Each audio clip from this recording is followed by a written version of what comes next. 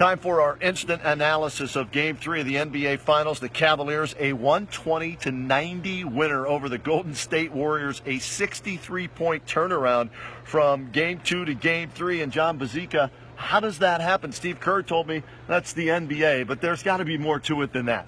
I think one was the energy of this crowd here. The Q was amazing tonight for one, Kenny. J.R. Smith coming out and hitting shots for once. He showed up. Yeah, he was a minus 96, you told me. Yeah. In 8 games coming into this, I think he was a plus 33 tonight. So go figure that J.R. comes out, goes 5 for 10 from 3, 7 of 13 from the floor. So, you know, those two mixed with the fact that there was some defensive pressure on the Splash Brothers. It wasn't easy for them tonight. It wasn't just go out and shoot. And because of that, kind of the mix of those, and, well, LeBron James, a near triple-double. We tried to call it. Right. 32 points, 11 rebounds, 6 assists. You have to be happy with all those things. I think also tonight when you look at this game, there was a lineup change. And the reason there was a lineup change was because of the injury to Kevin Love. He had the concussion, didn't clear the concussion protocol, so they did not let him play tonight. And Tyronn Lue pushed the right buttons, made the right change, started Richard Jefferson. His numbers don't overwhelm you, 9 points, 8 rebounds, but his energy, especially in that first quarter, his defensive presence out there, I think the Cavaliers are a better matchup with RJ in the lineup as a starter. And if Kevin Love's cleared to play for game number 4, if I'm Tyronn Lue, I'm bringing him off the bench. Is that a crazy thought to have? I mean, think about it like this, too.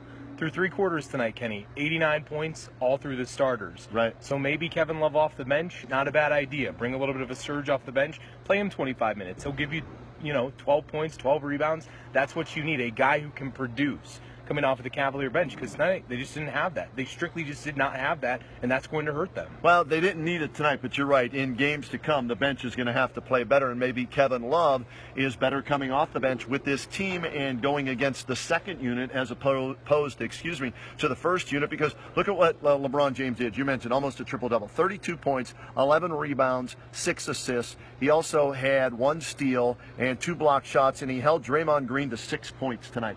Kevin Love, no way Kevin Love holds Draymond Green to 6 points. Draymond Green's licking his chops, hoping that Kevin Love gets back in the starting lineup and has to guard him. So that's another reason why I stay with RJ in the starting lineup and LeBron at the 4. And I love the fact that he was in the low post to start. How about his night? He started 4 for 4. Then he went 1 for 10, and then he finished 9 for 12. I don't think he liked my question in the post-game press conference. It was a real short answer. He said his teammates just told him to be aggressive, keep going. But it was an up-and-down night for him shooting, but when it mattered most, he hit that 1 jumper, it led to other jumpers, and then he finished with a game-high 32 points. But again, I'm keeping Kevin Love on the bench. Well, how about the start for the Cavaliers tonight, too? Yeah. Come out 9-0, and you set the tone. And that's something we had really talked about during the show, is that they got to come out, they got to hit that first punch. And they did that, and once they did that, they got the crowd behind them, and they just seemed more comfortable as the night went along. Plus, Tyronn Lue wasn't afraid to use a couple different things. Timo Mozgov saw a little bit of time, and he only saw 2 minutes, but they were the best 2 minutes I've seen from him in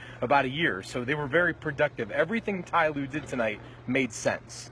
Let's see if he can do it in game number 4, as well as the team. Can they come out with this energy, with this hunger, and do it again to the Golden State Warriors and even this series at 2 games apiece? That'll be Friday night right here at Quicken Loans Arena. And we can't go through this instant analysis without giving love to Tristan Thompson. 14 points, 13 rebounds tonight for Double T, and he was a factor on the glass. Cavaliers out-rebounded him 52-32. Tristan was a huge factor. Think about that. They out-rebounded him by 20 with no Kevin Love. And that's because Tristan was hungrier tonight, and it pissed me off when he and JR said, well, they just wanted it more than us in the first 2 games. And then tonight it was Klay Thompson who said to me, well, they just were hungrier than us tonight. I still don't understand it. I don't know why it happens, but maybe Steve Kerr's right. Maybe that's the NBA. So the hungrier team, the more physical team, it seems like, is the team that's going to win the game on every given night in this series. So we'll see on Friday night who's hungrier, who's more physical, and, of course, who can make shots. Well, you mentioned Tristan Thompson. He told us after the game in the locker room that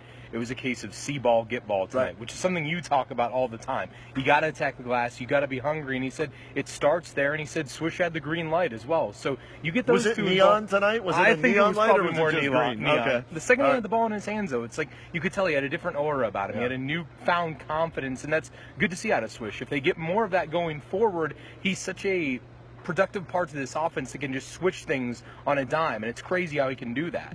Does it scare you that he may be the Cavs' key to a championship? That when he goes well, when he gets 15 to 20 points and is draining triples and opening things up for LeBron and Kyrie, the Cavaliers are at their best. Is that a scary thought, considering how he was a non-factor through the first 8 NBA Finals games last year and into this year, and then tonight he goes for 20 points? Is that scary? Well, I'm sitting up there watching that, and he gets a steal, and he stops in the middle of the play, and I'm thinking, what are you doing, JR?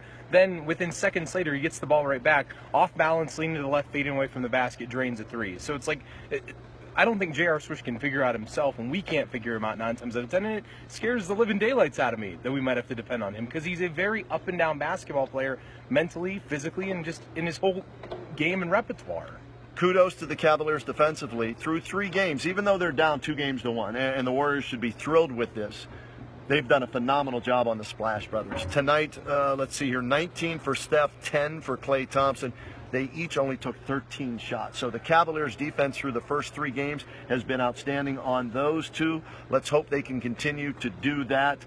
You're expecting one of those 2 to explode at some point. Hopefully it won't be Friday night. If the Cavaliers can win Friday night, throw everything else out the window about the first 4 games. It'll be a 3-game series, and it's anybody's ball game if that happens on Friday night. But the Cavaliers have to come out, whether it's by 1 point, 3 points, 20, or 30 points. They've got to win Friday night, because if not, if Golden State bounces back, gets Game 4, they can go home and close out in Game 5, and you don't want to give them that opportunity. Well, and tonight was eerily similar to Game 3 last year, where the Cavs built that big lead, and Steph got going in the third quarter, and I thought to myself, whoa, they're going to let them back into this game again. They almost got Steph going, but then they clamped down again. They put the pedal on the gas, and, they put their foot pedal to the metal. Yeah, that's what they did all night. Whenever something went wrong or something changed, Ty Lue was very liberal with his timeouts too. He knew when to call them, knew when to tell the truths, and for a rookie head coach, that means he's learning, which is the biggest positive you can take away from it. All right, we'll see what happens on Friday night with Game 4 right here at Quicken Loans Arena. Game 3, it was all Cavaliers from the get-go. The final 120-90.